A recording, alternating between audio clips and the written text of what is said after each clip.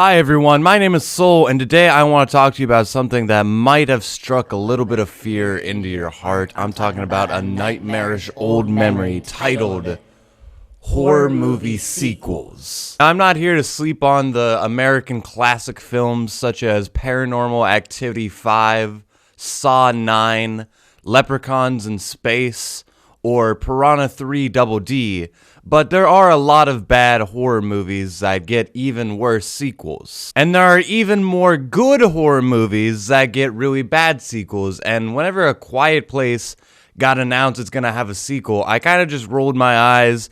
I didn't think this was the kind of film that needed a sequel, but here we are in 2021, eons and eons since that dark age of 2018, and let's see what A Quiet Place 2 has to offer. There are people out there worth saving.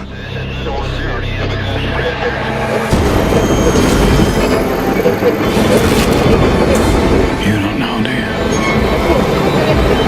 I do.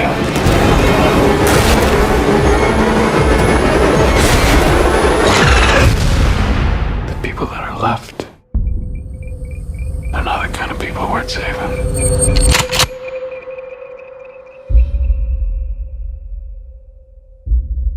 The real question is, does A Quiet Place Part 2 live up to the first movie?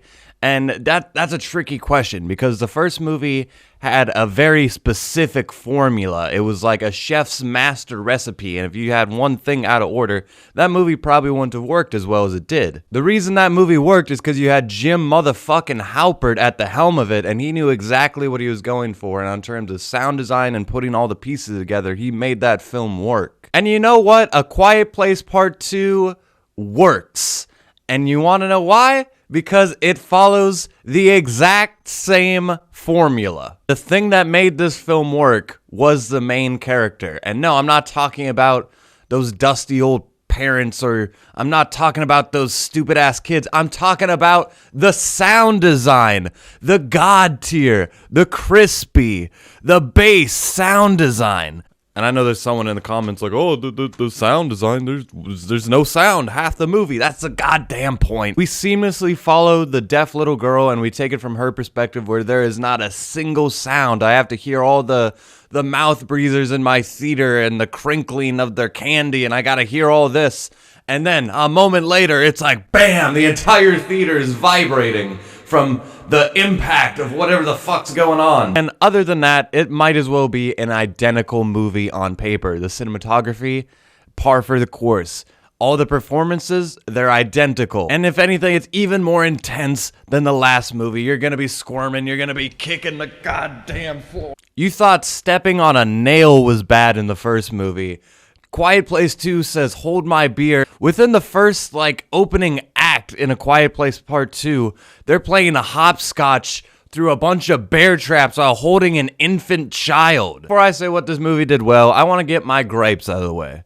First and foremost, I think this film feels a little bit forced, in the best way possible. Because at the end of the first movie, spoilers for people who watch reviews of sequels of movies they didn't initially watch, at the end of the first movie, we just assume that our main characters are going to be safe until the end of time. They have achieved the ultimate artifact, the legendary weapon of death. They have in fact achieved the little girl's hearing aid of death. It's quite the stoic weapon to take down monsters that brought about the apocalypse, but that's how we assume that ended. And a couple minutes into this film, we start to realize, hey, that wasn't such a viable outcome. Once rations and bullets start dwindling down, you start to realize, hey, they're going to have to get out of here and they're going to be vulnerable. And everything that happens from that point feels completely natural. In that regard, I don't think it feels forced. There's just little things here and there. For instance, the kids aged about 95 years since the last film. And that's really awkward when you gotta do a flashback and you're like, what the fuck? You're in the Twilight Zone because now this little toddler is 5 years older. The people I watched the film with was why didn't they just use CGI? Not everyone has Disney money, Tim. Not everyone is able to do CGI people and make it look good. It looks weird most of the time. Another thing that made it feel a little bit forced, in the last movie, we lost Best Dad of the Year, Jim Halpert, And it's very convenient that this family loses a father and they just happen to run into, oh my God, it's Jim's friend from the baseball game. Oh, and his family died. Now he's a father without a family. Oh no, if only we had a family without a father. Oh wait, you guys, isn't this convenient? However, Stepdad Jim is just a side character. Even Emily Blunt kind of takes more of a sidekick role, and the kids are the main character, which is especially scary since one of them's deaf, and we just get a compilation of her not hearing the giant monsters that are right next to her. I swear to God, Blind and deaf people in horror movies might as well be lambed to the slaughter. because you know in horror movies when they start doing dumb shit and you can yell at the screen like, get out of the basement. You can't tell that to deaf people. You can't be like, hey, turn your ears on, dumbass. Also, you know how in the last film you kind of play peekaboo with the monsters? You kind of see them here and there. You kind of put together what they look like. No. This time they're full nude, doing frontal nudity in front of the camera, and you know everything about them. You know exactly what we're facing from the start of the film, which is probably rightly so. It's again another reason why I didn't think we should have a sequel, because it's not as spooky anymore. But they turn down the spooky spooks and they turn up the scary scares. There's a lot more scenes in this film where I was on the edge of my seat, where I was just kind of doing the kicking the goddamn floor. And every time they get in trouble, they usually get out of it in very similar ways to the last film. It's kind of a predictable movie in that sense that it feels like I'm watching the same fucking movie. Which is to say, if you enjoyed the first movie, it's almost guaranteed you're gonna enjoy part 2. I know Hollywood has a history of us being like, hey, we like this thing that we spent a bunch of money on, and we open hand, we're like, please, Hollywood, may I have some more? And then they kind of just bend over their ass and they just shit right in our hands, and then they act confused when we're like, no.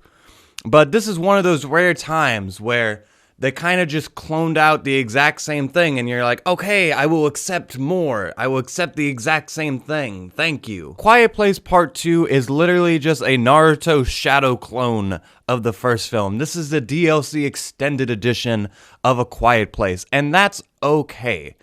In a world where 90% of our films are completely not original, they're remakes, reboots, up the ass, I will gladly just take a sequel that happens just to run the course, get the film from point A to point B, just going to be the exact same film, the exact same beats. The world, if anything, is like a little bit further developed, and that's it. I'm okay with that. Not every film has to break the fifth dimension. Not every film has to get the creative, artistic palette and hit every single color. Sometimes I just want to be a little peasant who wants some more, and I get more. And that's okay. And just for clarification, I didn't necessarily love the first Quiet Place. In fact, when that film came out, there was a lot of people who were kind of railing on that film, and I kind of felt like I felt somewhere in the middle. Like, I wasn't necessarily that invested with all the characters, and like on my movies of that year, I think it was like number 25 out of like 50, so it wasn't necessarily in my top 10 or anything.